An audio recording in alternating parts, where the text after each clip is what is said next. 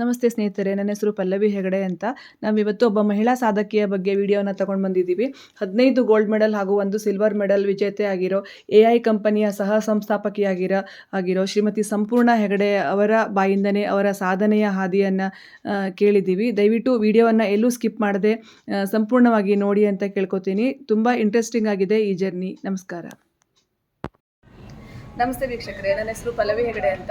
ನಾವಿವತ್ತು ಒಬ್ಬ ಮಹಿಳಾ ಸಾಧಕಿಯ ಲೈಫ್ ಜರ್ನಿ ಹಾಗೂ ಅವರ ಸಾಧನೆ ಹಾದಿಯನ್ನು ಕೇಳೋದಕ್ಕೆ ಬಂದಿದ್ದೀವಿ.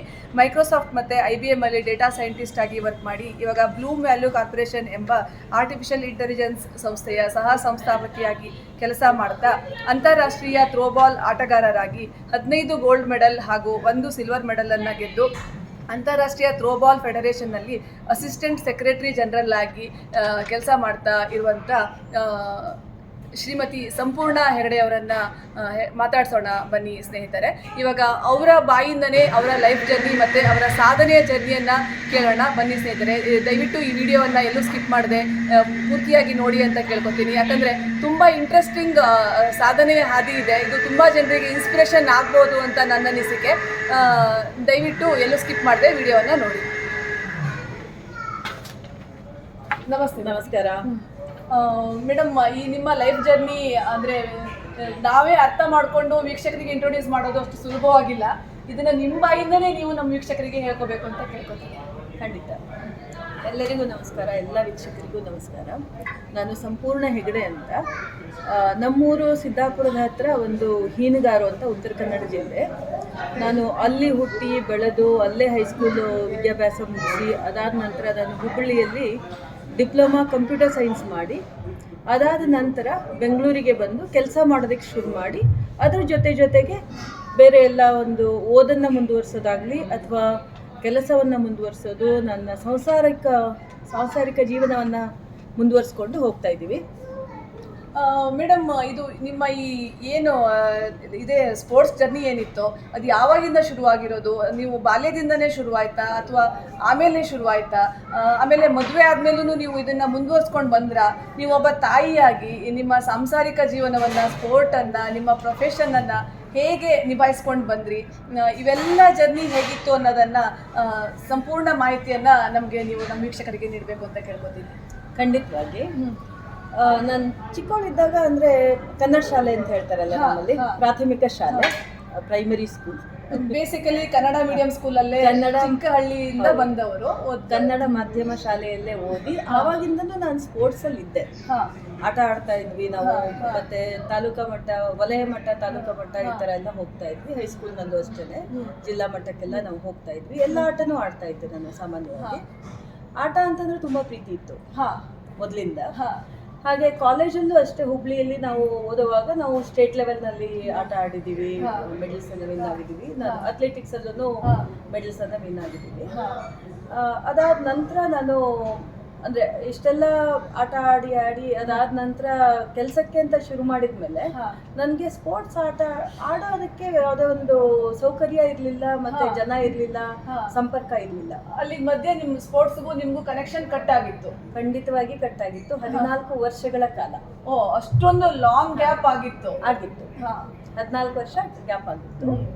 ಅದಾದ್ಮೇಲೂ ನೀವು ಇಷ್ಟೊಂದು ಮೆಡಲ್ ಸಂಪಾದನೆ ಮಾಡಿದ್ದೀರಾ ಅಂತಂದ್ರೆ ನೀವು ಯಾವ ತರ ನೀವು ವರ್ಕೌಟ್ ಮಾಡಿರ್ಬೋದು, ಯಾವ ತರ ಅದಕ್ಕೋಸ್ಕರ ನೀವು ನಿಮ್ಮ ಸಮಯವನ್ನ ನೀವು ಮೀಸಲಿಟ್ಟಿರ್ಬೋದು, ಜೊತೆಗೆ ಒಂದು ಪ್ರೊಫೆಷನ್ನು ಕೂಡ ನೀವು ನಡ್ಸ್ಕೊಂಡು ಬರ್ತಾ ಇದ್ದೀರಾ. ಇವಾಗ ನಿಮ್ಮದೇ ಒಂದು ಸಂಸ್ಥೆಯ ಸಹ ಸಂಸ್ಥಾಪಕಿಯಾಗಿ ಬೇರೆ ಕೆಲಸ ಮಾಡ್ತಾ ಇದ್ದೀರಾ.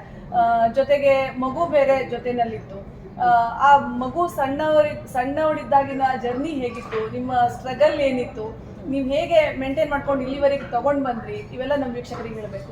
ಅದ್ರ ಜೊತೆಗೆ ಈ ಮಿಡ್ಲೇಜನ್ನು ಏನು ದಾಟ್ತಾ ಇದ್ದೀರಿ, ಆ ಮಿಡ್ಲೇಜಲ್ಲಿ ಏನು ಈ ಲೇಜಿನೆಸ್ ಅನ್ನೋದು ಬರುತ್ತೆ ಮಾಮೂಲಿ ಮಹಿಳೆಯರಿಗೆ, ಅದ್ರ ಬಗ್ಗೆನೂ ನೀವು ನಮ್ಮ ವೀಕ್ಷಕರಿಗೆ ಹೇಳಬೇಕು ಅಂತ ಕೇಳ್ಕೊತೀನಿ. ಖಂಡಿತವಾಗಿ. 2007ರಲ್ಲಿ ನಾನು ಮೈಕ್ರೋಸಾಫ್ಟ್ ಸಂಸ್ಥೆಯಲ್ಲಿ ಕೆಲಸ ಮಾಡ್ತಾ ಇದ್ದೆ. ಆ ಸಂದರ್ಭದಲ್ಲಿ ಥ್ರೋಬಾಲ್ ಫೆಡರೇಷನ್ ಆಫ್ ಇಂಡಿಯಾ ಅವರು ಬಂದು, ನಾವು ಕಾರ್ಪೊರೇಟ್ ಮಹಿಳೆಯರಿಗೆ ಒಂದು ಥ್ರೋಬಾಲ್ ಟೂರ್ನಮೆಂಟ್ ಅನ್ನ ಮಾಡ್ತೀವಿ, ನೀವೆಲ್ಲ ಬನ್ನಿ ಅಂತ ಒಂದು ನಮ್ಮ ಸಂಸ್ಥೆಗೆ ಬಂದು ಕೇಳ್ಕೊಂಡು ನಮಗೆಲ್ಲ ವಿಷಯ ತಿಳಿಸಿದ್ರು, ಎಂಪ್ಲಾಯಿಗಳಿಗೆಲ್ಲ. ನನಗೆ ಆಟ ಆಡೋದ, ಹಾಗಾದ್ರೆ ನಾನು ಆಡ್ತೀನಿ ಅಂತ. ಮೊದಲೇನೆ ಗ್ಯಾಪ್ ಆಗಿತ್ತಲ್ಲ? ಗ್ಯಾಪ್ ಆಗಿತ್ತು. ಒಂಥರ ಇನ್ನೂ ಜಾಸ್ತಿ ಉತ್ಸಾಹ ಬಂತು. ಬಂತು. ಹಾ. ಹಾಗೆ ನಾವು ಒಂದು ಟೀಮನ್ನು ಮಾಡಿಕೊಂಡು ಮೈಕ್ರೋಸಾಫ್ಟಲ್ಲಿ ಒಂದು ಟೀಮ್ ಮಾಡಿಕೊಂಡು ನಾವು ಇಂಟರ್ ಕಾರ್ಪೊರೇಟ್ ಥ್ರೋಬಾಲ್ ಟೂರ್ನಮೆಂಟಿಗೆ ಬಂದ್ವಿ. ಅಲ್ಲಿ ನಮಗೆ ಥ್ರೋಬಾಲ್ ಫೆಡರೇಷನ್ ಆಫ್ ಇಂಡಿಯಾದ ಎಲ್ಲ ಒಂದು ಕಮಿಟಿ ಮೆಂಬರ್ಸು ಇವನ್ನೆಲ್ಲ ಒಂದು ಪರಿಚಯ ಆಯಿತು. ತುಂಬ ಚೆನ್ನಾಗಿತ್ತು. ಬೇರೆ ಬೇರೆ ಸಂಸ್ಥೆಗಳಿಂದ ಜನ ಬಂದಿದ್ರು. ಇನ್ಫೋಸಿಸ್ ಆಗಲಿ ಅಥವಾ ಕಿಂಗ್ ಫಿಶರು ಮತ್ತು ಕಾಂಗ್ರೆಸ್ ಈ ಥರ ಬೇರೆ ಬೇರೆ ಸಂಸ್ಥೆಗಳಿಂದಲೂ ಟೀಮ್ ಎಲ್ಲ ಮಾಡ್ಕೊಂಡು ಬಂದಿದ್ರು ಇಂಟರ್ ಕಾರ್ಪೊರೇಟ್ ಥ್ರೋಬಾಲ್ ಟೂರ್ನಮೆಂಟಲ್ಲಿ. ಇದು 14 ವರ್ಷಗಳ ನಂತರ ನಾನು ಅಮ್ಮ ಆಗಿದ್ದೆ. ಮಗಳಿಗೆ ಒಂದು 4 ವರ್ಷ ಆವಾಗ ಆ ಸಂದರ್ಭದಲ್ಲಿ ಚಿಕ್ಕ ಮಗು ನಾನು ಪ್ರಾಕ್ಟೀಸಿಗೆ ಹೋಗುವಾಗ ಅವಳನ್ನು ಕರ್ಕೊಂಡು ಹೋಗ್ತಾ ಇದ್ದೆ. ಅವಳು ಬೇರೆಯವ್ರ ಮಕ್ಕಳು ಅಂದ್ರೆ ಎಲ್ಲರೂ ಹೆಚ್ಚಿನ ಜನ ಎಲ್ಲ ವರ್ಕಿಂಗ್ ವಿಮೆನ್ ಆಗಿರೋದ್ರಿಂದ ಕೆಲವರು ಅಮ್ಮಂದಿರು ಇದ್ರು ಅದರಲ್ಲಿ ಟೀಮಲ್ಲಿ. ಅವರ ಮಕ್ಕಳು ಪ್ರಾಕ್ಟೀಸ್ ಮಾಡೋದಕ್ಕೆ ನಮ್ಮ ಜೊತೆಗೆ ಬಂದ್ರೆ ಮಕ್ಕಳು ಆಟ ಆಡ್ಕೊಳ್ಳೋರು, ನಾವು ದೊಡ್ಡವರು ಆಟ ಹೌದು. ಮತ್ತೆ ಮೇಡಮ್, ಇವಾಗ ತುಂಬಾ ಜನ ನೋಡಿದೀನಿ, ಒಂದು ಪ್ರೊಫೆಷನ್ನು, ಒಂದು ಮಗು, ಒಂದು ಫ್ಯಾಮಿಲಿ ಅಂತಂದ್ರೆ ಅಯ್ಯಪ್ಪ ನಮ್ಮ ಹತ್ರ ಆಗೋದೇ ಇಲ್ಲ ಅಷ್ಟೊಂದು ಕೆಲಸನ ಅಂತ ಅನ್ಕೊಂಡ್ ಬಿಡ್ತಾರೆ. ಅದೆರಡು ನೀವು ಆಲ್ರೆಡಿ ಒಂದು ಡೇಟಾ ಸೈಂಟಿಸ್ಟ್ ಆಗಿ ಕೆಲಸ ಮಾಡ್ತಾ ಇದ್ರಿ ಅಂದ್ರೆ ಅದೇನು ಅರ್ಧ ಹೊತ್ತು ಮಾಡುವಂತ ಕೆಲಸ ಏನಲ್ಲ, ಅದು ಫುಲ್ ಟೈಮ್ ಜಾಬ್ ಅಲ್ಲಿ ಇದ್ರಿ ನೀವು. ಫುಲ್ ಟೈಮ್ ಜಾಬು ಜೊತೆಗೆ ಮಗು ಬೇರೆ ಇತ್ತು, ಜೊತೆಗೆ ಸ್ಪೋರ್ಟ್ ಬೇರೆ ಇವಾಗ ಶುರುವಾಗಿತ್ತು. ಅದಾದ್ಮೇಲೆ ನೀವು ಇಷ್ಟು ಸ್ಪೋರ್ಟಿವ್ ಆಗಿ ಅದನ್ನ ತಗೊಂಡು ಟೈಮ್ ಮ್ಯಾನೇಜ್ಮೆಂಟ್ ಯಾವ ರೀತಿ ಮಾಡ್ಕೊಂಡ್ರಿ ಅಂತ ಕೇಳ್ಬೋದು. ಖಂಡಿತ ಟೈಮ್ ಮ್ಯಾನೇಜ್ ಮಾಡೋದಕ್ಕೆ ನಾವು ಒಬ್ಬರೇ ಮಾಡ್ತೀವಿ ಅನ್ನೋದಕ್ಕಿಂತಲೂ ನಮ್ಮ ಸಂಸಾರವನ್ನ ಜೊತೆ ಕರ್ಕೊಂಡು ಹೋದಾಗ ಟೈಮ್ ಮ್ಯಾನೇಜ್ ಮಾಡೋದು ಬಹಳ ಸುಲಭ. ಈ ವಿಚಾರದಲ್ಲಿ ನಮ್ಮ ಅತ್ತೆ ಮಾವ ನನಗೆ ತುಂಬಾ ಸಪೋರ್ಟ್ ಮಾಡಿದ್ರು ಆ ಸಂದರ್ಭದಲ್ಲಿ. ಯಾಕೆಂದ್ರೆ ಮಗಳು ಚಿಕ್ಕವಳಿದ್ದರಿಂದ ಅತ್ತೆ ಮಾವ ನನ್ನ ಮಗಳನ್ನ ನೋಡ್ಕೋತೀನಿ ಅಥವಾ ಅವಳಿಗೆ ದಿನನಿತ್ಯದ ಏನೇನು ಮಾಡ್ಬೇಕಾಗುತ್ತೋ ಅದನ್ನೆಲ್ಲ ಅವರು ಜವಾಬ್ದಾರಿ ತಗೊಂಡು ಅವ್ರು ಮಾಡಿದ್ರು. ನಮ್ಮ ಮನೆಯವರು ಸಹಕಾರ ಕೊಟ್ಟರು, ಮಗಳು ಸಹಕಾರ ಕೊಟ್ಲು, ಮಗಳು ಕೂಡ ಸಹಕಾರ ಕೊಟ್ಲು. ಹೌದು, ಸಹಕಾರ ಕೊಟ್ಟು ಈಗ ಹೋಗ್ಬೇಕು ನಾನು ಅಂತಂದ್ರೆ ಸರಿ ಆಯ್ತು ಅಮ್ಮ ನೀನು ಹೋಗುವ ಅಂತ ಒಂದು ಪ್ರೀತಿಯಿಂದ ಕಳಿಸ್ಕೊಡಿ. ಇಲ್ಲೇ ಮಧ್ಯದಲ್ಲಿ ಒಂದು ಪ್ರಶ್ನೆ ಹಾಕ್ತೀನಿ, ಅದು ಹೇಗೆ ಮಗಳು ಸಹಕಾರ ಕೊಡುವಂಗೆ ಹೇಗೆ ಮಾಡ್ಕೊಂಡ್ರಿ ಅಂತ ಕೇಳ್ಬೋದಾ? ಯಾಕಂದ್ರೆ ತುಂಬಾ ಜನ ನಮ್ಗೆ ಎಲ್ಲಿ ಹೋಗಕ್ಕೂ ಬಿಡಲ್ಲ, ನಮ್ ಜೊತೆಗೆ ಬರ್ತಾರೆ. ಅಮ್ಮ ನೀನ್ ಇಡೀ ದಿನ ಇರ್ಬೇಕು ಅಂತಾರೆ. ಇಡೀ ದಿನ ಅಮ್ಮ ನಮ್ ಸೇವೆನೇ ಮಾಡ್ತಾ ಇರ್ಬೇಕು, ನಮ್ಗೆ ಏನ್ ಬೇಕು ಅದನ್ನ ನೋಡ್ತಾನೆ ಇರ್ಬೇಕು, ಅಮ್ಮನಿಗೊಂದು ಫೋನ್ ಬಂದ್ರು ಮಾತಾಡೋದಕ್ಕೆ ಬಿಡೋದಿಲ್ಲ ಅಂತ ಹೇಳ್ತಾರೆ. ನಿಮ್ ಮಗಳು ಹೇಗೆ ನಿಮ್ಗೆ ಸಪೋರ್ಟ್ ಮಾಡೋಂಗೆ ನೀವು ಮಾಡ್ಕೊಂಡ್ರಿ? ನಮ್ ತಾಯಿಂದರಿಗೆ ಇನ್ಸ್ಪಿರೇಷನ್ ಆಗಲಿ ಅಂತ ಇದು. ಖಂಡಿತ ಅದು ತುಂಬಾ ಉತ್ತಮವಾದ ಪ್ರಶ್ನೆ ನೀವು ಕೇಳಿದ್ದು. ಸಾಮಾನ್ಯ ನಾವು ಮಕ್ಕಳು ಅಂತಂದ್ರೆ ನಾವು ಅಂದ್ಕೊಳ್ಳೋದು ಅವ್ರಿಗೇನು ಗೊತ್ತಾಗಲ್ಲ ಅಂತ ಒಂದು ಆ ಭಾವನೆಯಿಂದ ಮಕ್ಕಳನ್ನ ನಾವು ನೋಡ್ತೀವಿ. ಹೌದು, ನಾನು ನನ್ನ ಮಗಳನ್ನ ಹಾಗೆ ನೋಡಿಲ್ಲ. 1 ವರ್ಷ ಇದ್ದಾಗಿಂದನು ಇವಳು ಇಂಡಿಪೆಂಡೆಂಟ್ ಮಗಳು. ಇಂಡಿಪೆಂಡೆಂಟ್ ಆಗಿ ಅವಳಿಗೆ ಅವಳದೇ ಆದ ಒಂದು ವ್ಯಕ್ತಿತ್ವ ಇದೆ. ನಾನೇನಾದ್ರು ಹೇಳಿದ್ರೆ ಅವಳಿಗೆ ಅರ್ಥ ಆಗತ್ತೆ ಅಂತ ನಾನು ಅವಳಿಗೆ ಅರ್ಥ ಮಾಡಿಸೋದಕ್ಕೆ ಪ್ರಯತ್ನ ಮಾಡ್ತಾ ಇದ್ದೆ. ಆ ಪ್ರಯತ್ನದಲ್ಲಿ ನಾನು ಸಫಲನೂ ಆದೆ. ಅವಳು ಅರ್ಥ ಮಾಡ್ಕೊತಾ ಇದ್ಲು. ಮತ್ತೆ ಆಟಕ್ಕೆ ನನ್ನ ಜೊತೆ ಬರ್ತಾ ಇದ್ದೆ, ಜೊತೆಗೆ ಇರ್ತಿದ್ಲು. ಮತ್ತು ನಾನು ಆ ಸಂದರ್ಭದಲ್ಲಿ ನೈಟ್ ಶಿಫ್ಟ್ ಅಲ್ಲಿ ಕೆಲಸ ಮಾಡ್ತಾ ಇದ್ದೆ, ರಾತ್ರಿ ಪಾಳಿಯಲ್ಲಿ ಕೆಲಸ ಮಾಡ್ತಾ ಇದ್ದೆ ಮೈಕ್ರೋಸಾಫ್ಟ್ ಅಲ್ಲಿ. ತುಂಬಾ ಜನ ಅನ್ಕೋತಾರೆ ರಾತ್ರಿ ಕೆಲಸ ಮಾಡಿದ್ರೆ ಆರೋಗ್ಯ ಹಾಳಾಗುತ್ತೆ ಅಂತ. ಅದಕ್ಕೆ ಅಡ್ಜಸ್ಟ್ ಮಾಡ್ಕೊಳ್ಳೋದು ನಮ್ಮ ಕೈಯಲ್ಲಿ ಇರುತ್ತೆ. ರಾತ್ರಿ ಪಾಳಿಗೆ ಕೆಲಸ ಮಾಡಿ ಹಗ್ಲಿಗೆ ಮಗಳ ಜೊತೆ ಇದ್ದು ಮಗಳನ್ನು ನೋಡ್ಕೊಂಡು ನಿಮ್ ನಿದ್ದೆಯನ್ನು ನೀವು ಹೆಂಗೋ ಕಂಪ್ಲೀಟ್ ಕಂಪ್ಲೀಟ್ ಮಾಡ್ಕೊತಾ ಇದ್ದೀವಿ. ಅದು ಇಂಪಾರ್ಟೆಂಟ್ ಅಲ್ವಾ? ಮಾಡಲೇಬೇಕು. ಆರೋಗ್ಯಕ್ಕೆ ನಿದ್ದೆ ಬೇಕೇ ಬೇಕು. ಜೊತೆಗೆ ಮನೆ ಕೆಲಸದಲ್ಲಿ ನಮ್ಮ ಅತ್ತೆ ತುಂಬಾ ಸಹಕಾರ. ಹಾಗಾಗಿ ನಾನು ಅಡಿಗೆ ಮನೆಯಲ್ಲೇ ಇರ್ಬೇಕು ಇಡೀ ದಿನ ಅಂತ ಮಾಡಿಲ್ಲ. ನಿಮ್ಗೆ ಸಪೋರ್ಟಿವ್ ಆಗಿ ಬೆನ್ನೆಲುಬಾಗಿ ಸಪೋರ್ಟ್ ಮಾಡಿದ್ರು. ನೀನ್ ಮಾಡಪ್ಪ, ನಾನು ನೆನ್ಸ್ಕೊಳ್ಳೇಬೇಕು. ಎಲ್ಲ ಅತ್ತೆಂದಿರು ಇದೇ ತರ ಇರ್ಲಿ ಅಂತ ನಾನು ಕೇಳ್ಕೊತೀನಿ. ನಿಮ್ಮ ಅತ್ತೆ ಹೆಸರನ್ನ ನಮ್ಮ ವೀಕ್ಷಕರಿಗೆ ಹೇಳ್ಬೋದಾ? ಖಂಡಿತ. ಲಲಿತಾ ಹೆಗಡೆ ಅಂತ, ಕಲಗಾರು ಮೂಲ. ಅಂದ್ರೆ ನಮ್ಮ ಕೊಟ್ಟಿದ್ದ ಮನೆ ಕಲಗಾರು, ಹುಟ್ಟಿದ ಮನೆ ಹೀನಗಾರು. ಎರಡು ಸಿದ್ದಾಪುರ ತಾಲೂಕು ಉತ್ತರ ಕನ್ನಡದಂತ ಜಿಲ್ಲೆಯಲ್ಲಿ ಹುಟ್ಟಿ ಸಣ್ಣ ಊರಿನಲ್ಲಿ ಹುಟ್ಟಿ ಬೆಳೆದು ಇಷ್ಟು ದೊಡ್ಡ ಮಟ್ಟಕ್ಕೆ ಅಂತಾರಾಷ್ಟ್ರೀಯ ಮಟ್ಟದಲ್ಲಿ ನೀವು ರೆಕಗ್ನೈಸ್ ಆಗಿದ್ದೀರಾ. ಅದಕ್ಕೆ ಆದ್ರೆ ಬೆನ್ನೆಲುಬು ಆಗಿ ಯಾರಿದ್ದಾರೆ ಅದನ್ನ ನಮ್ಮ ವೀಕ್ಷಕರಿಗೆ ಹೇಳಲೇಬೇಕಲ್ಲ ನಾವು. ಖಂಡಿತವಾಗಿ ಹೇಳಲೇಬೇಕು. ಅದ್ರ ಜೊತೆಗೆ ನಮ್ಮ ಮಾವನವರು ಗಣಪತಿ ಹೆಗಡೆ ಅಂತ. ನಮ್ಮ ಅತ್ತೆ ಮತ್ತು ಮಾವ ಅವರು ಅಂದ್ರೆ ಅವ್ರದ್ದೇ ಒಂದು ಹೋಟೆಲ್ ಅನ್ನು ನಡ್ಸ್ಕೊಂಡು ಹೋಗ್ತಾ ಇದ್ರು ಯಲ್ಲಾಪುರದಲ್ಲಿ. ಹಾಗಾಗಿ ಉದ್ಯೋಗ ಅಂದ್ರೆ ಏನು ಅದನ್ನ ಯಾತಕ್ ಮಾಡಬೇಕು ನಾವು ಮತ್ತೆ ಅದ್ರ ಬಗ್ಗೆ ಒಂದು ತಿಳುವಳಿಕೆ ನಮ್ಮ ಅತ್ತೆ ಮಾವ ಇಬ್ಬರಿಗೂ ಇತ್ತು. ಹಾಗಾಗಿ ಅವ್ರು ಇನ್ನೂ ಜಾಸ್ತಿ ಸಪೋರ್ಟಿವ್ ಆಗಿದ್ರು. ಜೊತೆಗೆ ನಮ್ಮ ಮನೆಯವರು ಸುರೇಂದ್ರ ಹೆಗಡೆ ಅಂತ ಅವರು ಇಂಡಿಯನ್ ಏರ್ಫೋರ್ಸ್ ಅಲ್ಲಿ ಕೆಲಸ ಮಾಡ್ತಾ ಇದ್ರು. ಇಂಡಿಯನ್ ಏರ್ಫೋರ್ಸ್ ಅಲ್ಲಿ ಇದ್ದವರು, ಡಿಫೆನ್ಸ್ ಅಲ್ಲಿ ಇದ್ರು ಅವರು. ಹಾಗಾಗಿ ಮೊದಲಿಂದ ಅವ್ರದ್ದೊಂದು ಓಪನ್ ಮೈಂಡ್, ಬ್ರಾಡ್ ಹಾರ್ಟ್. ಹಾಗಾಗಿ ನಿಮ್ಗೆ ಫ್ಯಾಮಿಲಿ ಸಪೋರ್ಟ್ ಪೂರ್ತಿಯಾಗಿ ಸಿಕ್ಕಿದೆ. ಖಂಡಿತ ಸಿಕ್ಕಿದೆ. ಬಟ್ ಫ್ಯಾಮಿಲಿ ಸಪೋರ್ಟ್ ಸಿಕ್ಕಿದ್ರು ಇಷ್ಟೊಂದು ಸಾಧ್ಯತೆಗಳನ್ನ ಸಾಧ್ಯ ಮಾಡೋದು ಏನು ಸುಲಭದ ಮಾತಲ್ಲ. ಮತ್ತೆ ಇದೇನು ನಮ್ಗೆ ಇದು ಬಾಲ್ ಕಾಣಿಸ್ತಾ ಇದೆಯಲ್ಲ ಮೇಡಮ್, ಇದು ಥ್ರೋಬಾಲ್ ಜರ್ನಿ ಅಂತ ನಾವು ಮೊದಲೇ ವೀಕ್ಷಕರಿಗೆ ಹೇಳಿದ್ವಿ. ಈ ಥ್ರೋಬಾಲ್ ಇಂದ ಏನೇನು ಉಪಯೋಗ, ಮತ್ತೆ ಇದು ಶುರು ಮಾಡಿದ್ಮೇಲೆ ನೀವು 14 ವರ್ಷದ ನಂತರ ಶುರು ಮಾಡಿದ್ರಿ ಅಂತ ಗೊತ್ತಾಯ್ತು. ಶುರು ಮಾಡಿದ್ಮೇಲೆ ಹೇಗೆ ಮುಂದುವರ್ಸ್ಕೊಂಡು ಇಲ್ಲಿವರೆಗೆ ಬಂದ್ರಿ, ಇಷ್ಟೊಂದು ಮೆಡಲ್ಗಳನ್ನ ಗೆಲ್ಲುವ ಹಾಗೆ ಹೇಗಾಯ್ತು, ಮತ್ತೆ ಇದರಿಂದ ಏನು ಉಪಯೋಗ ಇದೆ ಅಂತ ನಮ್ಮ ವೀಕ್ಷಕರಿಗೆ ಹೇಳ್ಬೋದಾ? ಯಾಕಂದ್ರೆ ನಾನು ಕೇಳ್ಪಟ್ಟೆ ಇದು ತುಂಬಾ ಒಳ್ಳೆಯ ಸ್ಪೋರ್ಟ್ ಇದು, ಹಾಗಾಗಿ ತುಂಬಾ ಹೆಲ್ತ್ ಬೆನಿಫಿಟ್ಸ್ ತುಂಬಾ ಇದೆ ಇದರಿಂದ, ಮತ್ತೆ ಏನು ಇಂಜುರಿ ಆಗದೆ ಇರುವಂತ ಸ್ಪೋರ್ಟ್ ಇದು. ಹಾಗಾಗಿ ಎಲ್ಲರೂ ಇದ್ರ ಬಗ್ಗೆ ತಿಳ್ಕೊಳ್ಳಿ, ಎಲ್ಲರೂ ಇದನ್ನ ಆಟ ಆಡ್ಲಿ ಅಂತ ನಾನು ಕೇಳ್ಕೊತೀನಿ. ಹಾಗಾಗಿ ಇದರ ಸಂಪೂರ್ಣ ಮಾಹಿತಿಯನ್ನ ನಮ್ಮ ವೀಕ್ಷಕರಿಗೆ ಹೇಳಬೇಕು ಅಂತ ಕೇಳ್ಕೊತೀನಿ. ಖಂಡಿತ ಹೇಳ್ತೀನಿ. ಇಂಟರ್ ಕಾರ್ಪೊರೇಟ್ ಥ್ರೋಬಾಲ್ ಟೂರ್ನಮೆಂಟ್ ಇಂದ ಮುಂದಕ್ಕೆ ಹೋಗೋಣ ಈಗ. ಆ ಟೂರ್ನಮೆಂಟ್ ಆಡಿದ ನಂತರ ಅಂತಾರಾಷ್ಟ್ರೀಯ ಅಂದ್ರೆ ಥ್ರೋಬಾಲ್ ಫೆಡರೇಷನ್ ಆಫ್ ಇಂಡಿಯಾದ ಒಂದು ಸಂಪರ್ಕಕ್ಕೆ ಬಂದ ನಂತರ ಅವರು ಎನ್ಕರೇಜ್ ಮಾಡಿದ್ರು, ನೀವು ಇಂಟರ್ನ್ಯಾಷನಲ್ಸು ಆಡ್ಬೋದು, ನಾವು ಕೋಚಿಂಗ್ ಮಾಡ್ತೀವಿ. ನಾವು ಕೋಚಿಂಗ್ ಕ್ಯಾಂಪ್ಗೆಲ್ಲ ಹೋಗಿ ಅವ್ರು ಫಿಟ್ನೆಸ್ ಟೆಸ್ಟ್ ಎಲ್ಲ ಮಾಡ್ತಾರೆ. ಅದು ಮಕ್ಕಳ ಜೊತೆಗೆ ನಾವು ಕಂಪ್ಲೀಟ್ ಮಾಡಿದ್ದು.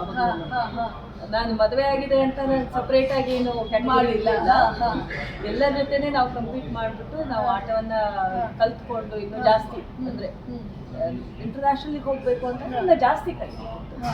ಆವಾಗ ಕಲ್ತಿದ್ದು ಸಾಕಾಗಿಲ್ಲ ನನಗೆ. ನಮ್ಮ ಕೋಚ್ಗಳು ಅದನ್ನ ಚೆನ್ನಾಗಿ ಹೇಳ್ಕೊಟ್ರು, ತರಬೇತಿದಾರೆಲ್ಲ ತುಂಬ ಚೆನ್ನಾಗಿ ಹೇಳ್ಕೊಟ್ರು. ಕಲ್ತ್ಕೊಂಡು ದುಬೈನಲ್ಲಿ 2009ರಲ್ಲಿ ಇಂಟರ್ನ್ಯಾಷನಲ್ ಥ್ರೋಬಾಲ್ ಟೂರ್ನಮೆಂಟ್ ಅನ್ನ ಫಸ್ಟ್ ನಾನು ಆಟ ಆಡಿದ್ದು. Captain India team captaincy first tournament ಅಲ್ಲೇ ನನಗೆ ಸಿಕ್ತು, ದೇವ್ರ ದಯದಿಂದ ಮತ್ತೆ ಥ್ರೋಬಾಲ್ ಫೆಡರೇಷನ್ ದಯದಿಂದ. ಅದಾದ ನಂತರ ನಾನು ಬೇರೆ ಬೇರೆ ಇಂಟರ್ನ್ಯಾಷನಲ್ ಥ್ರೋಬಾಲ್ ಟೂರ್ನಮೆಂಟ್ಸ್ಗೆಲ್ಲ ಹೋಗೋದಕ್ಕೆ ಸ್ಟಾರ್ಟ್ ಮಾಡಿದೆ. ಕೆಲಸದ ಜೊತೆಗೆ ನಾವು ಲೀವ್ ಹಾಕೊಂಡು ಹೋಗೋದು ಆ ಟೈಮಲ್ಲಿ, ಬಸ್ನಲ್ಲಿ ಆ ಥರ. ಚೈನಾ ಮತ್ತೆ ಇಂಡೋನೇಷಿಯಾ, ಮಲೇಷಿಯಾ, ಥೈಲ್ಯಾಂಡು, ಬೇರೆ ಬೇರೆ ದೇಶಗಳಿಗೆ ಈ ಥರ ಹೋಗ್ತಾ ಬಂದ್ವಿ. ಆಡ್ತಾ ಇದೊಂಥರ ನಮಗೆ ಪಾಸಿಟಿವ್ ಆಗಿ ಹೆಲ್ಪ್ ಆಯ್ತು ಬಿಟ್ರೆ ನೆಗೆಟಿವ್ ಆಗಿ ಏನೋ ತೊಂದರೆ ಏನಾಗಿಲ್ಲ. ಯಾಕೆಂತಂದ್ರೆ ಇದು ನಮ್ಗೆ ಯಾವುದೇ ತರ ಪೆಟ್ಟು ಮಾಡಲ್ಲ, ದೈಹಿಕವಾಗಿ ಯಾವುದೇ ತರ ಪೆಟ್ಟು ಆಗಲ್ಲ. ಎರಡನೇದಾಗಿ ಮಾನಸಿಕವಾಗಿ ನಮ್ ದೃಢತೆನ ಜಾಸ್ತಿ ಹೆಚ್ಚು ಮಾಡ್ತಾ ಹೋಗುತ್ತೆ. ಮೋಸ್ಟ್ಲಿ ನಿಮ್ಗೆ ವರ್ಕ್ ಸ್ಟ್ರೆಸ್ಸು ಮತ್ತೆ ಫ್ಯಾಮಿಲಿ ಎರಡರ ಮೇಂಟೆನೆನ್ಸ್ ಅಲ್ಲಿ ನಿಮ್ಗೆ ರಿಲ್ಯಾಕ್ಸೇಷನ್ ಕೂಡ ಸಿಕ್ಕಿರ್ಬೋದು. ಖಂಡಿತವಾಗಿ ರಿಲ್ಯಾಕ್ಸೇಷನ್ ಸಿಗ್ತಾ ಇತ್ತು. ಮತ್ತೆ ಏನೋ ಒಂದು ಸಮಸ್ಯೆ ಆಫೀಸಲ್ಲೇ ಏನೋ ಒಂದು ಸಮಸ್ಯೆ ಇದ್ದಾಗ ನಾವು ಏನ್ ಮಾಡ್ಬೇಕು ಅಂತ ಗೊತ್ತಾಗ್ತಾ ಇರ್ಲಿಲ್ಲ. ಸುಮ್ಮನೆ ಆಟ ಆಡೋಕೆ ನಾವು ಮಾಮೂಲಿ ಪ್ರಾಕ್ಟೀಸ್ ಟೈಮಿಗೆ ಆಟ ಆಡೋಕೆ ಬಂದಾಗ ಮನ್ಸೆಲ್ಲ ಒಂಥರ ಕ್ಲಿಯರ್ ಆಗಿ ಆ ಒಂದು ಏನೋ ಪ್ರಾಬ್ಲಮ್ ಏನಿತ್ತು ಅದಕ್ಕೆ ಸೊಲ್ಯೂಷನ್ ಸಿಕ್ಬಿಡ್ತಿತ್ತು. ವೆಲ್ನೆಸ್ ಇದು ಎಲ್ಲರೂ ತಿಳ್ಕೊಳ್ಳುವಂಥದ್ದು. ಈ ಸ್ಪೋರ್ಟ್ ನಿಂದ ಇಷ್ಟೊಂದು ಬೆನಿಫಿಟ್ ಇದೆ ಅಂತ ಗೊತ್ತಾಯ್ತು. ಓಕೆ, ಆಮೇಲೆ ಅದನ್ನ ನೀವು ಮತ್ತೆ ಕಂಟಿನ್ಯೂ ಮಾಡಿದ್ರಿ. ಅವಾಗ ನಿಮ್ಗೆ ರಿಲ್ಯಾಕ್ಸ್ ಆಯ್ತು. ಇವಾಗ ಹೇಗೆ ಸಣ್ಣ ಮಕ್ಕಳು ಸ್ವಲ್ಪ ಹೊತ್ತು ಆಡಕ್ ಕಳಿಸಿದ್ರೆ ಮತ್ತೆ ನೆಕ್ಸ್ಟ್ ದಿನನೂ ಆಡಕ್ ಹೋಗ್ತಾರೋ ಅದೇ ತರ ನಿಮ್ಗೂ ರಿಲ್ಯಾಕ್ಸೇಷನ್ ಸಿಗ್ತಾ ಹೋಯ್ತು, ನಿಮ್ಗೆ ಖುಷಿ ಆಗ್ತಾ ಹೋಯ್ತು, ಹೆಲ್ತ್ ಬೆನಿಫಿಟ್ಸ್ ಆಗ್ತಾ ಹೋಯ್ತು, ಅದರಿಂದ ನೀವು ಆಡ್ತಾ ಹೋದ್ರಿ. ಬಟ್ ಸುಮ್ಮನೆ ಎಲ್ಲರೂ ಆಡ್ತಾರೆ ಮೇಡಮ್, ಈ ಮೆಡಲ್ಗಳ ಕತೆ ಏನು ಅಂತ ಹೇಳಿ ನಮ್ಗೆ. ಇಷ್ಟೊಂದು ಮೆಡಲ್ಗಳು ಹೇಗೆ ಬಂತು ನಿಮ್ಗೆ? ಅಷ್ಟು ಸ್ಪೋರ್ಟಿವ್ ಆಗಿ ತಗೊಂಡ್ರ ಈ ಗೇಮ್ನ? ಖಂಡಿತ ನಾವು ಪ್ರತಿದಿನ ಪ್ರಾಕ್ಟೀಸ್ ಮಾಡ್ತಾ ಇದ್ವಿ. ಈಗ ಒಂದು ಅಂತಾರಾಷ್ಟ್ರೀಯ ಟೂರ್ನಮೆಂಟ್ ಇದೆ ಅಂತಂದ್ರೆ ಪ್ರಾಕ್ಟೀಸ್ ಬಹಳ ಬೇಕಾಗುತ್ತೆ. ಪ್ರತಿದಿನ ಬೆಳಗ್ಗೆ ಪ್ರಾಕ್ಟೀಸ್ ಮಾಡುವಂಥದ್ದು, ವೀಕೆಂಡಲ್ಲಿ ಸ್ವಲ್ಪ ಜಾಸ್ತಿ ಪ್ರಾಕ್ಟೀಸ್ ಮಾಡುವಂಥದ್ದು, ಈ ಥರ ಒಂದು ಪ್ರಾಕ್ಟೀಸ್ ಮಾಡ್ತಾ ಹೋದಾಗ ಮತ್ತೆ ಟೀಮ್ ಸಹ ಅಷ್ಟೇ. ಎಲ್ಲ ಒಬ್ರು ಆಡೋ ಆಟ ಅಲ್ಲ ಥ್ರೋಬಾಲ್. ಅಂತಾರಾಷ್ಟ್ರೀಯ ಮಟ್ಟದಲ್ಲಿ ಆಡುವಾಗ ಒಬ್ಬರೇ ಸುಮ್ಮನೆ ಒಂದು ಅಂದ್ರೆ ಶಾರ್ಟ್ ಪುಟ್ ಅಥವಾ ರನ್ನಿಂಗು ಆದ್ರೆ ಒಬ್ಬರೇ ಪ್ರಾಕ್ಟೀಸ್ ಮಾಡುವಂಥದ್ದು. ಅದು ಇದಾದ್ರೆ ಒಂದು ಟೀಮ್ ಇರುತ್ತೆ. ಫುಲ್ ಟೀಮ್ ತುಂಬಾ ಸಪೋರ್ಟ್ ಮಾಡ್ತಾರೆ. ಪ್ರತಿಯೊಬ್ರು ಆನ್ ಟೈಮ್ ಬರೋದು, ನಾವು ಪ್ರಾಕ್ಟೀಸ್ ಮಾಡೋದು ಇದೆಲ್ಲ ಮಾಡ್ತಾ ಇದ್ವಿ. ಜೊತೆಗೆ ಇದು ಬೇರೆ ಬೇರೆ ದೇಶಗಳಲ್ಲಿ ನಾವು ಹೋದಾಗ ಅಲ್ಲೂ ಅಷ್ಟು ಒಂದು ಡಿಸಿಪ್ಲಿನ್ ಮೇಂಟೈನ್ ಮಾಡಬೇಕು. ನಾವು ಒಂದು ದೇಶವನ್ನ ಪ್ರತಿನಿಧಿಸ್ತಾ ಇರ್ತೀವಲ್ಲ, ಆ ಒಂದು ಡಿಸಿಪ್ಲಿನ್ ಅನ್ನ ಟೀಮ್ ಮೇಂಟೈನ್ ಮಾಡ್ಕೊಂಡು ಜವಾಬ್ದಾರಿ ಜಾಸ್ತಿ ಆಗುತ್ತೆ. ಜವಾಬ್ದಾರಿ ಜಾಸ್ತಿ. ಮತ್ತೆ ನಮ್ಮ ಕೋಚ್ಗಳು ತುಂಬಾ ಚೆನ್ನಾಗಿ ನಮ್ಗೆ ನರಸಿಂಹ ರೆಡ್ಡಿ ಸರ್ ಮತ್ತೆ ಶ್ರೀಕಾಂತ್ ಸರ್, ಸಂತೋಷ್ ಸರ್ ಅವರೆಲ್ಲ ನಮ್ಗೆ ತುಂಬಾ ಸಪೋರ್ಟ್ ಮಾಡ್ತಾ ಇದ್ರು. ಡಾಕ್ಟರ್ ರಾಮಣ್ಣ ಸರ್ ಅನ್ನೋರೇ ಥ್ರೋಬಾಲ್ ಫಾದರ್ ಆಫ್ ಥ್ರೋಬಾಲ್ ಅಂತ ಕರಿತೀವಿ. ಅವರು ಪ್ರೊಫೆಷನಲ್ ಥ್ರೋಬಾಲ್ ಅನ್ನ ಡೆವಲಪ್ ಮಾಡಿದವರು, ತುಂಬಾ ಎನ್ಕರೇಜ್ ಮಾಡಿದ್ರು. ಅವರಿಗೆ ಹೆಣ್ಮಕ್ಳು ಅಂತಂದ್ರೆ ಅವ್ರ ಮೇಲೆ ಕಾನ್ಫಿಡೆನ್ಸ್ ಜಾಸ್ತಿ, ಅದರಲ್ಲಿ ಸ್ಪೋರ್ಟ್ಸ್ ಆಡೋ ಹೆಣ್ಮಕ್ಳು ಅಂದ್ರೆ ಇನ್ನೂ ಕಾನ್ಫಿಡೆನ್ಸ್ ಜಾಸ್ತಿ. ಸ್ಪೋರ್ಟ್ಸ್ ಆಡೋ ಹೆಣ್ಮಕ್ಳು ಏನ್ ಬೇಕಾದ್ರೂ ಮಾಡ್ತಾರೆ, ಏನ್ ಬೇಕಾದ್ರೂ ಸಾಧಿಸಬಲ್ಲರು ಅನ್ನೋದು. ಹೌದು. ನಾವು ಹಿಂದಿನ ವಿಡಿಯೋಗಳಲ್ಲಿ ಟಿ ರಾಮಣ್ಣ ಸರ್ನ ನಮ್ಮ ಚಾನಲ್ಗೆ ಇಂಟ್ರೊಡ್ಯೂಸ್ ಮಾಡಿದ್ದೀವಿ. ಅವರೇ ಹೇಳಿದಾಗೆ ಈ ಸ್ಪೋರ್ಟ್ ಅಲ್ಲಿ ತುಂಬಾ ಹೆಲ್ತ್ ಬೆನಿಫಿಟ್ ಇದೆ ಅಂತ ಹೇಳಿದ್ರು. ಬಟ್ ಅವರ ಬಳಿ ಕೇಳೋ ಒಂದು ಪ್ರಶ್ನೆಯನ್ನ ನಿಮ್ಮಲ್ಲಿ ಕೇಳ್ತೀನಿ. ಇದನ್ನ ಅವ್ರು ಇಂಟ್ರೊಡ್ಯೂಸ್ ಮಾಡಿದಾಗ ಇಲ್ಲಿ ಮೊದಲು ಕೋಚ್ಗಳು ಸಿಗದೆ ಪ್ರಾಬ್ಲಮ್ ಆಗಿರ್ಲಿಲ್ವಾ ಅಂತ. ಅಂದ್ರೆ ನೀವು ಮೋಸ್ಟ್ಲಿ ಅವಾಗ ಈ ಗೇಮಲ್ಲಿ ಇದ್ದಿರ್ಲಿಕ್ಕಿಲ್ಲ, ಬಟ್ ನೀವು ತಿಳುವಳಿಕೆಯಿಂದ ತಿಳ್ಕೊಂಡಿರ್ತೀರಿ. ಹಾಗಾಗಿ ಈಗ ಸ್ಟಾರ್ಟಿಂಗ್ ನಲ್ಲಿ ಇದನ್ನ ಇಲ್ಲಿ ಶುರು ಮಾಡಿದಾಗ ಕೋಚ್ಗಳು ಸಿಗ್ತಾ ಇದ್ರ, ಆ ಕೋಚ್ಗಳನ್ನ ಹೇಗೆ ಟ್ರೈನಿಂಗ್ ಕೊಟ್ಟು ಇಲ್ಲಿ ತರ್ತಾ ಇದ್ರು ಅಂತ? ಕೋಚ್ಗಳು ಅಂತಂದ್ರೆ ಈಗ ಒಂದು ರೆಫ್ರಿ ಕ್ಲಿನಿಕ್ ಅಂತ ಅವ್ರು ಮಾಡ್ತಾ ಇದ್ರು. ಬೇರೆ ಬೇರೆ ಸಂದರ್ಭಗಳಲ್ಲಿ ರೆಫ್ರಿ ಕ್ಲಿನಿಕ್ ಅಂತ ಒಂದಷ್ಟು ಜನ ಆಟಗಾರರನ್ನ ಕಲೆ ಹಾಕ್ಬಿಟ್ಟು ಅವರಿಗೆ ನಾವು ಕೋಚಿಂಗ್ ಮಾಡೋದು ಹೇಗೆ ಅಂತ ಒಂದು ತರಬೇತಿ. ಮತ್ತೆ ಇನ್ನೊಂದು, ಈಗ ಒಂದು ಬೇರೆ ಬೇರೆ ಶಾಲೆಗಳಲ್ಲಿ ಇಂಟ್ರೊಡ್ಯೂಸ್ ಮಾಡಿದಾಗ ಅಲ್ಲಿ ಫಿಸಿಕಲ್ ಎಜುಕೇಶನ್ ಟೀಚರ್ಸ್ ಇರ್ತಾರೆ ಅಲ್ವಾ, ದೈಹಿಕ ಶಿಕ್ಷಕರು ಇದ್ದಾಗ ದೈಹಿಕ ಶಿಕ್ಷಕರಿಗೆ ಬೇಸಿಕ್ಸ್ ಗೊತ್ತಿರುತ್ತೆ ಎಲ್ಲ ಆಟಗಳು. ಅದ್ರ ಜೊತೆಗೆ ಥ್ರೋಬಾಲಿನ ಒಂದು ರೂಲ್ಸ್ ಅನ್ನ ಹೇಳಿ ಇದನ್ನ ಹೇಗೆ ಆಟ ಆಡೋದು ಅಂತ ಹೇಳಿದಾಗ ಅವರಿಗೆ ಪಿಕಪ್ ಮಾಡ್ಕೊಳ್ಳೋದು ತುಂಬಾ ಈಸಿ. ಹಾಗಾಗಿ ಒಂದು ಶಾಲೆ ಮಟ್ಟ, ಕಾಲೇಜ್ ಮಟ್ಟ, ಯೂನಿವರ್ಸಿಟಿ ಲೆವೆಲ್ ಈ ತರ ಎಲ್ಲ ಇಂಟ್ರೊಡ್ಯೂಸ್ ಮಾಡಿದಾಗ ಅವರಿಗೆ ಕೋಚ್ಗಳ ಸಂಖ್ಯೆ ಸ್ವಲ್ಪ ಜಾಸ್ತಿ ಆಗ್ತಾ ಬಂತು. ಮತ್ತೆ ಇದು ಪ್ರತಿ ರಾಜ್ಯದಲ್ಲಿ ಇದನ್ನ ಇಂಟ್ರೊಡ್ಯೂಸ್ ಮಾಡ್ತಾ ಹೋದ್ರು. ಅವಾಗ ಆಟಗಾರರ ಸಂಖ್ಯೆನೂ ಜಾಸ್ತಿ ಆಗ್ತಾ ಇತ್ತು, ಕೋಚಿಂಗ್ ಸೆಂಟರ್ಗಳಿಗೆ ಸೇರ್ಕೊಳ್ಳೋ ಸಂಖ್ಯೆನೂ ಜಾಸ್ತಿ ಆಗ್ತಾ ಹೋಯ್ತು. ಮತ್ತೆ ಇನ್ನೊಂದು ಮೇಡಮ್, ನೀವು ಯಾಕಂದ್ರೆ ಈಗ ಅಕಾಡೆಮಿಕ್ಸ್ ಅಲ್ಲೂ ಉತ್ತಮವಾಗಿದ್ರಿ ಅಂತ ಕೇಳ್ಪಟ್ಟೆ. ನಾನು ಕೇಳ್ಪಟ್ಟಂಗೆ ನೀವು 10ನೇ ಕ್ಲಾಸಲ್ಲಿ 30ನೇ ರ್ಯಾಂಕ್ ತಗೊಂಡಿದ್ರಿ ಅಂತ ಕೇಳ್ಪಟ್ಟೆ. ಎಲ್ಲ ಕಡೆನೂ ನಾನು ಗೆಲ್ಲಬೇಕು ಅನ್ನೋ ಹಠ ನಿಮ್ಗೆ ಇರ್ತಿತ್ತ, ಅಥವಾ ನೀವೇ ಗೆದ್ದು ಬಿಡ್ತಿದ್ರಾ? ಹೇಗೆ ನೀವು ಎಲ್ಲ ಕಡೆ ಗೆದ್ದು ಬಂದಿರೋ ಜರ್ನಿಯನ್ನ ಹೇಳಿ, ಅದನ್ನ ನಿಮ್ಮ ಮೈಂಡನ್ನು ಹೇಗೆ ಸೆಟ್ ಮಾಡ್ಕೊಳ್ತಿದ್ರಿ ನೀವು? ನಾನು ಗೆಲ್ಲೇಬೇಕು ಅನ್ನೋದನ್ನ ಇಷ್ಟು ವಿನಯದಿಂದ ನಮ್ಮ ಜೊತೆ ಮಾತಾಡ್ತಾ ಇದ್ದೀರಿ. ಇಷ್ಟು ವಿನಯವಂತರು ಕೂಡ ಹೌದು. ಇಷ್ಟು ಪೇಷನ್ಸಿಂದ ವಿನಯವನ್ನು ಉಳಿಸ್ಕೊಂಡು ಈ ಥರ ಗೆಲ್ಲಬೇಕು ಅನ್ನೋ ಹಠ ನಿಮಗೆ ಮನಸ್ಸಿನಲ್ಲಿ ಹೇಗೆ ಇರ್ತಿತ್ತು, ಹೇಗೆ ಬರ್ತಿತ್ತು, ಅದನ್ನು ಹೇಗೆ ಹುಟ್ಟು ಹಾಕ್ಕೊಳ್ತಿದ್ರಿ ಅನ್ನೋದನ್ನ ನಮ್ಮ ವೀಕ್ಷಕರ ಜೊತೆ ಹಂಚ್ಕೊಳ್ತೀವಿ. ಖಂಡಿತ. ಮೊದಲನೇದಾಗಿ ನಾವು ಹುಟ್ಟು ಬೆಳೆದಿದ್ದು ಸಿದ್ದಾಪುರದಲ್ಲಿ. ನಮ್ಮ ತಂದೆಯವರು ಸ್ಪೋರ್ಟ್ಸ್ ಮನ್ನೇ ಆಗಿದ್ರು. ಅವರು ಯೂನಿವರ್ಸಿಟಿ ಬ್ಲೂ ಆಗಿದ್ರು. ಸೀತಾರಾಮ್ ಹೆಗಡೆ ಅಂತ, ಹಿಂಗಾರ್ ಸೀತಣ್ಣ ಅಂತ ತುಂಬಾ ಜನ ಕರೀತಾರೆ. ಅವರು ಮತ್ತೆ ನಮ್ಮಮ್ಮ ಇಬ್ರು ತುಂಬಾ ಎನ್ಕರೇಜ್ ಮಾಡೋರು. ಜೊತೆಗೆ ನನ್ನ ಸಹಪಾಠಿಗಳು ಅವರಿಗೂ ಸ್ಪೋರ್ಟ್ಸ್ ಅಲ್ಲಿ ಇಂಟ್ರೆಸ್ಟ್ ಇತ್ತು ತುಂಬಾ. ಹಾಗಾಗಿ ನಾವು ಬೆಳಗ್ಗೆ ಒಂದು 6 ಗಂಟೆಗೆ ಜಾಗಿಂಗ್ ಹೋಗಿ ಆಮೇಲೆ ವಾಲಿಬಾಲ್ ಪ್ರಾಕ್ಟೀಸ್ ಮಾಡ್ತಾ ಇದ್ವಿ ಹೈಸ್ಕೂಲಲ್ಲಿ, ಸಿದ್ದಾಪುರದಲ್ಲಿ. ವಾಲಿಬಾಲ್ ಪ್ರಾಕ್ಟೀಸ್ ಮಾಡ್ಕೊಂಡು ಮನೆಗೆ ಬಂದು ಸ್ನಾನ ಮಾಡ್ಕೊಂಡು ಮತ್ತೆ ಶಾಲೆಗೆ ಹೋಗೋದು, ಮತ್ತೆ ಶಾಲೆ ಮುಗಿದ್ಮೇಲೆ ಮತ್ತೆ ಆಟ ಆಡೋದು. ಈ ತರ ಆಟ ಆಡೋದು ಅನ್ನುವಂಥದ್ದು ಅಂದ್ರೆ ಆಟೋಮೆಟಿಕ್ ಆಗಿ ನಮ್ಗೆ ಬರ್ತಾ ಇತ್ತು. ಎಲ್ಲರೂ ಸೇರ್ತಾರೆ. ಇದು ಒಂದು ನಿಮ್ಮ ರೂಟೀನ್ ಅನ್ನೋ ತರ ಬಂದಿತ್ತು. ಆ ಸಂದರ್ಭದಲ್ಲಿ ನಾವು ಗೆಲ್ಬೇಕು ಅನ್ನೋದಕ್ಕಿಂತ ಈ ಆಟದ ಏನೇನು ಕೌಶಲ ಇರುತ್ತೆ, ಥ್ರೋಬಾಲ್ ಅಂತ ಈಗ ವಾಲಿಬಾಲ್ ಆಡ್ಲಿ, ಖೋ ಖೋ ಆಡ್ಲಿ, ಕಬಡ್ಡಿ ಆಡ್ಲಿ, ಯಾವುದೇ ಆಟ ಆಡಿದ್ರು ಈ ಆಟದ ನಿಯಮಗಳು ಏನು, ಅದಕ್ಕೆ ತಕ್ಕನಂಗೆ ನಾವು ಹೇಗೆ ಆಟ ಆಡೋದು ಅಲ್ವಾ, ಆ ಥರ ಒಂದು ಮೈಂಡ್ ಸೆಟ್ ಏನು ಅಂತಂದ್ರೆ ಬೇರೆಯವ್ರ ಜೊತೆ ಕಾಂಪಿಟಿಂಗ್ ಅನ್ನೋದಕ್ಕಿಂತಲೂ ಇದನ್ನ ತಿಳ್ಕೊಬೇಕು, ನಾನು ಇದನ್ನ ಆಡ್ಬೇಕು, ಇದ್ರ ಸ್ಕಿಲ್ ಅಂತ ತಿಳ್ಕೊಬೇಕು. ಆ ರೀತಿಯಲ್ಲಿ ನಾವು ಅಂದ್ರೆ ಪಾಸಿಟಿವ್ ಕಾಂಪಿಟಿಷನ್ ಅಂತ ಹೇಳ್ತಾರಲ್ಲ, ಅದರಿಂದ ಆ ರೀತಿಯಲ್ಲಿ ನಾವು ಹೋಗಿದ್ವಿ. ಈಗ ನಮ್ಮ ಸಹಪಾಠಿಗಳದ್ದು ಹೆಸರು ಹೇಳ್ಬೇಕು ಅಂತಂದ್ರೆ ಸಂಧ್ಯಾ ಅಂತ ಇದ್ರು, ಅಪರ್ಣ ಅಂತ ಇದ್ರು, ಆಮೇಲೆ ಗ್ರೇಟಾ ಅಂತ ಒಬ್ರಿದ್ರು, ಈ ತರ ಬೇರೆ ಬೇರೆ ರೇಖಾ ಅಂತ ಇದ್ರು. ಇವರೆಲ್ಲ ನಾವೆಲ್ಲ ಆಟ ಅಂತ ಮೊದಲು ಗ್ರೌಂಡಿಗೆ ಹೋಗ್ತಿದ್ವಿ. ಅಂದ್ರೆ ಯಾವ್ದೇ ವಿಷಯವನ್ನ ಆಳಕ್ಕೆ ಇಳಿತಿದ್ರಿ, ಆಳಕ್ಕೆ ಬೇರಿನವರೆಗೆ ಕಲ್ತು ಅದನ್ನ ನೀವು ಗೆದ್ದು ತೋರಿಸ್ತಾ ಇದ್ರಿ. ನಿಮ್ಮ ಕೌಶಲ್ಯ ಅದು. ಹೌದು. RS ಹೆಗ್ಡೆ ಸರ್ ಅಂತ ನಮ್ಮ ದೈಹಿಕ ಶಿಕ್ಷಕರು ಇದ್ರು ಹೈಸ್ಕೂಲಲ್ಲಿ. ಅವ್ರು ತುಂಬಾ ಚೆನ್ನಾಗಿ ಹೇಳ್ಕೊಡೋರು ಪ್ರತಿಯೊಂದನ್ನು. ಅವ್ರು ಬೆಳಗ್ಗೆ 6 ಗಂಟೆಗೆ ನಮ್ ಜೊತೆ ನಮ್ ಪ್ರಾಕ್ಟೀಸ್ ಮಾಡೋಕೆ ಬರ್ತಾ ಇದ್ರು. ಸಾಮಾನ್ಯ ಅದು ಹೈಸ್ಕೂಲ್ ಟೈಮ್ ಅಲ್ಲ ಅದು, ಆದ್ರೂ ಅವ್ರು ಬಂದು ಪ್ರಾಕ್ಟೀಸ್ ಮಾಡಿಸ್ತಾ ಜೊತೆಗೆ ಈಗ ನಾವ್ ಯಾರು ಆಟ ಆಡ್ತಾ ಇದ್ರು, ಸಾಮಾನ್ಯ ನಾವೆಲ್ಲ ಓದೋದ್ರಲ್ಲೂ ಮುಂದೆ ಇದ್ವಿ. ಹಾಗಾಗಿ ಯಾರು ನಮ್ಗೆ ಬೈತಾ ಇರ್ಲಿಲ್ಲ. ಅದು ಯಾತಕ್ಕೆ ನಾವು ಓದೋದ್ರಲ್ಲೂ ಮುಂದಿದ್ವಿ ಅನ್ನೋದು ನನಗೆ ಗೊತ್ತಿರ್ಲಿಲ್ಲ ಅವಾಗ.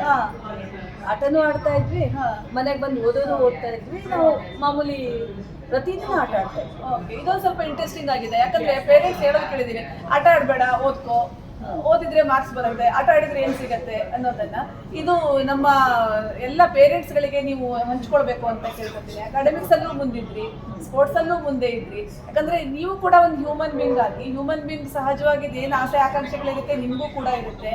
ಅಯ್ಯೋ ಸಾಕು ಅಂತ ಯಾವುದೋ ಒಂದು ಸಂದರ್ಭದಲ್ಲಿ ಅನ್ಸಿರುತ್ತೆ, ಅಯ್ಯೋ ಮಾಡೋಕ್ಕಾಗಲ್ಲ ಅನ್ಸಿರ್ಬೋದು. ಒಂದು ಹ್ಯೂಮನ್ ಬೀಯಿಂಗ್ ಆಗಿ ನಿಮ್ಗೆ ಅನ್ಸಿರ್ಬೋದು. ಅದನ್ನೆಲ್ಲ ಓವರ್ಕಮ್ ಮಾಡಿ ಈ ಲೆವೆಲಿಗೆ ನೀವು ಬೆಳೆದಿದ್ದೀರಾ. ಈಗ ಒಂದು ಸಂಸ್ಥೆಯ ಸಂಸ್ಥಾಪಕಿಯಾಗಿ ಕೂಡ ನೀವು ಕೆಲಸ ಮಾಡ್ತಾ ಇದ್ದೀರಾ. ಇದೆಲ್ಲದ್ರ ಹಿಂದೆ ಏನಿತ್ತು ಅಂದ್ರೆ ನೀವು ಆಟ ಆಡೋದೇ ಇದಕ್ಕೆ ಎಲ್ಲ ಕಾರಣ ಆಗಿತ್ತು ಅಂತ ನೀವು ಹೇಳ್ತೀರಾ? ಖಂಡಿತ ಹಾಗೆ ಅನ್ಸುತ್ತೆ. ಹಾ. ಯಾಕೆ ಅಂತಂದ್ರೆ ನಾವೆಲ್ಲ ಏನು ಆಟ ಆಡ್ತಾ ಇದ್ವಿ, ಪ್ರತಿದಿನ ಆಡ್ತಾ ಇದ್ವಿ.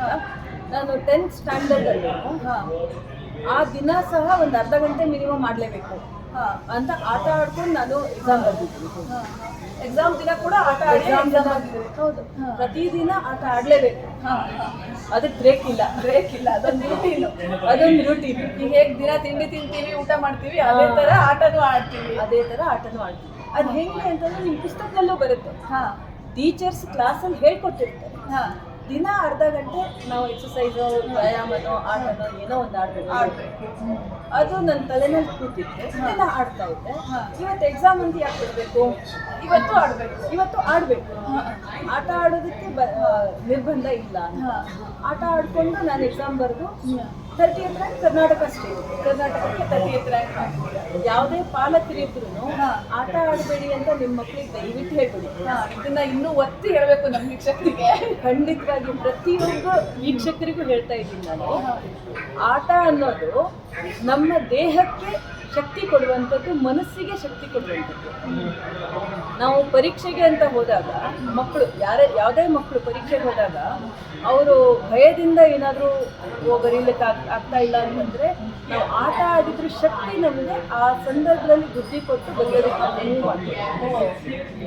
ಅದು ಎಷ್ಟು ಒಳ್ಳೆ ವಿಚಾರವನ್ನ ಖಂಡಿತವಾಗಿ ಹೆಚ್ಚು ಜನ ವೀಕ್ಷಕರು ತಿಳ್ಕೊಳ್ಳುವಂತ ಮೂಲಕ ಇನ್ನೊಂದು ವಿಚಾರ ಹೇಳ್ತೀನಿ. ಏನಂತಂದ್ರೆ ಆಟ ಅಂತಂದ್ರೆ ಸೈನ್ಸ್ ಲ್ಯಾಬೊರೇಟರಿ, ವಿಜ್ಞಾನದ ಪ್ರಯೋಗಾಲಯ. ನಿಜ ಹೇಳಬೇಕು ಅಂದ್ರೆ 4 ಗೋಡೆ ಮಧ್ಯದಲ್ಲಿ ಕೂತ್ಬಿಟ್ಟು ಸೂರ್ಯ ನಿಮ್ಗೆ ವಿಟಮಿನ್ ಡಿ ಕೊಡ್ತಾರೆ ಅಂತಂದ್ರೆ, ವಿಟಮಿನ್ ಡಿ ಕೊಡ್ತಾನೆ ಅಂತಂದ್ರೆ ಏನು ಉಪಯೋಗ? ಅಥವಾ ನಿಮ್ ಎಲುಬು ವಿಟಮಿನ್ ಡಿ ತಗೊಂಡಿದ್ರಿಂದ ಗಟ್ಟಿಯಾಗತ್ತೆ ಅಂತಂದ್ರೆ ಏನು ಉಪಯೋಗ? 4 ಗೋಡೆ ಮಧ್ಯದಲ್ಲಿ ಅಲ್ವಾ? ಸೈನ್ಸ್ ಟೀಚರು ಗ್ರೌಂಡಿಗೆ ಕರ್ಕೊಂಡು ಬಂದು ಹೇಳ್ಬೇಕು, ನೋಡಿ ಸೂರ್ಯ ಇಲ್ಲಿ ನೀವು ಆಟ ಆಡಿದ್ರೆ ನಿಮ್ಗೆ ವಿಟಮಿನ್ ಡಿ ಸಿಗುತ್ತೆ, ಆಟ ಆಡಿ ಈಗ ಅಂತ ಸೈನ್ಸ್ ಟೀಚರ್ ಅಂದ್ರೆ ಆಟ ಆಡೋದ್ರಿಂದ ತುಂಬಾ ಬೆನಿಫಿಟ್ಸ್ ಇದೆ ಅಂತ ಆಯ್ತು. ಅದರಿಂದನೇ ಅಂದ್ರೆ ಅದನ್ನ ಪ್ರಾಕ್ಟಿಕಲಿ ತೋರಿಸ್ಬೇಕು. 4 ಗೋಡೆ ಮಧ್ಯದಲ್ಲಿ ಹೇಳೋದ್ರಿಂದ, ಮಧ್ಯದಲ್ಲಿ ಕುತ್ಕೊಂಡು ಓದೋದ್ರಿಂದ ಎರಡೂ ಸಿಗಲ್ಲ. ಪ್ರಾಕ್ಟಿಕಲಿ ತೋರಿಸೋದಾಗ್ಲೇನೆ ಮಕ್ಕಳು ಕೂಡ ಅದನ್ನ ಗ್ರಾಸ್ಪ್ ಮಾಡ್ತಾರೆ. ಪ್ರತಿದಿನ ಆಟ ಆಡಿ ನಾವು ಮತ್ತೆ ಎಲುಬು ಹೆಂಗಿರುತ್ತೆ, ಯಾವ ಬೋನ್ ಹೆಂಗೆ ಟರ್ನ್ ಆಗುತ್ತೆ, ಯಾವ್ದು ರೊಟೇಟ್ ಆಗುತ್ತೆ, ಇದೆಲ್ಲ ನಾವು ಆಟ ಆಡುವಾಗ ನಮ್ಗದು ಅನುಭವಕ್ಕೆ ಬರುವಂಥದ್ದು. ಕ್ಲಾಸ್ ರೂಮಲ್ಲಿ ಕುತ್ಕೊಂಡು ಆ ಬೋನು ಈ ಬೋನು ಅಂತಂದ್ರೆ ಅರ್ಥ ಆಗೋದಿಲ್ಲ ಮಕ್ಕಳು. ಅದು ಸುಮ್ಮನೆ ಬರೀಲಿಕ್ಕೆ, ಎಕ್ಸಾಮ್ ಬರೀಲಿಕ್ಕೆ ಬೈ ಹಾರ್ಟ್ ಮಾಡಿ ಅದಲ್ಲ. ಪ್ರಾಕ್ಟಿಕಲಿ ತೋರಿಸ್ಬೇಕು. ಇದು ಸೈನ್ಸ್ ಟೀಚರು ಈ ಟೀಚರ್ ಜೊತೆ ಸೇರ್ಕೊಂಡು ಟೀಚರ್ ಜೊತೆ ಸೇರ್ಕೊಂಡು ಸೈನ್ಸ್ ಟೀಚರ್ ಹಿಂಗಿಂಗ್ ಆಡಿದ್ರೆ ಹಿಂಗಿಂಗ್ ಆಗುತ್ತೆ ಅಂತ ವಿತ್ ಸೈಂಟಿಫಿಕ್ ರೀಸನ್ಸ್ ಅವರಿಗೆ ಎಕ್ಸ್ಪ್ಲೇನ್ ಮಾಡಿ. ಮೇಡಮ್, ಇದು ಥ್ರೋಬಾಲ್ದು ಬಾಲು ಅಲ್ವಾ? ಇದರಲ್ಲಿ ಏನು ಇದ್ರ ಬಗ್ಗೆ ಒಂಚೂರು ಡೀಟೇಲ್ಸ್ ನಮ್ಮ ವೀಕ್ಷಕರಿಗೆ ಹೇಳ್ತೀರಾ? ಖಂಡಿತ. ಯಾಕಂದ್ರೆ ಇದು ಒಂಥರ ಹಿಂಗೆ ಚುಚ್ಚದಂಗೆ ಆಗ್ತಾ ಇದ್ದೀರಂತೆ ಮುಟ್ಟಿದಾಗ. ಇದು ತರ ಇದೆ. ತರ ಇದೆ ಸ್ವಲ್ಪ. ಅದಕ್ಕೆ ಅವಾಗಿಂದ ಹಿಡ್ಕೊಂಡು ಕೂತಿದ್ದೆ ನಾ ಇದನ್ನ. ಇದು ತರ ಇದೆಯಲ್ಲ, ಅಂದ್ರೆ ಇದರಲ್ಲಿ ಬಟನ್ಸ್ ಇದೆ, ಚಿಕ್ಕದಿದೆ. ಇದೇನ್ ಮಾಡುತ್ತೆ ಅಂದ್ರೆ ಹಿಂಗೆ ನಾವು ಬಾಲ್ ಆಟ ಆಡುವಾಗ ಅದು ಸ್ಲಿಪ್ ಆಗಬಾರ್ದು. ಥ್ರೋಬಾಲ್ ನಲ್ಲಿ ನಾವು ಕ್ಯಾಚ್ ಮಾಡ್ಬೇಕಲ್ಲ, ಕ್ಯಾಚ್ ಮಾಡಿದಾಗ ಸ್ಲಿಪ್ ಆಗಿ ಹೋಗ್ಬಿಡ್ಬಾರ್ದು ಅಂತ ಅದಕ್ಕೆ ಗ್ರಿಪ್ ಕೊಟ್ಟಿರ್ತಾರೆ. ಇದಕ್ಕೆ ಗ್ರಿಪ್ ಅಂತ ಹೆಸರು. ಈ ತರ ಗ್ರಿಪ್ ಇರೋದ್ರಿಂದಾಗಿ ನಾವು ಬಾಲ್ ಸ್ಲಿಪ್ ಆಗಿ ಹೋಗಲ್ಲ. ಎರಡನೇದ ಉಪಯೋಗ ಇದರಲ್ಲಿ ಏನಂತಂದ್ರೆ, ಈ ಥರ ಗ್ರಿಪ್ ಇರೋದು ನಮಗೆ ಆಕ್ಯುಪ್ರೆಷರ್ ಕೊಡುತ್ತೆ. ಆಕ್ಯುಪ್ರೆಷರ್ ಅಂದರೆ ಏನಂತ ಗೊತ್ತಾ? ಕೇಳಿದ್ದೀನಿ ಸ್ವಲ್ಪ ಇದ್ರ ಬಗ್ಗೆ ಪೂರ್ತಿ ಮಾಹಿತಿಯನ್ನು ನೀವೇ ಹೇಳಬೇಕು. ಖಂಡಿತ ಹೇಳ್ತೀನಿ.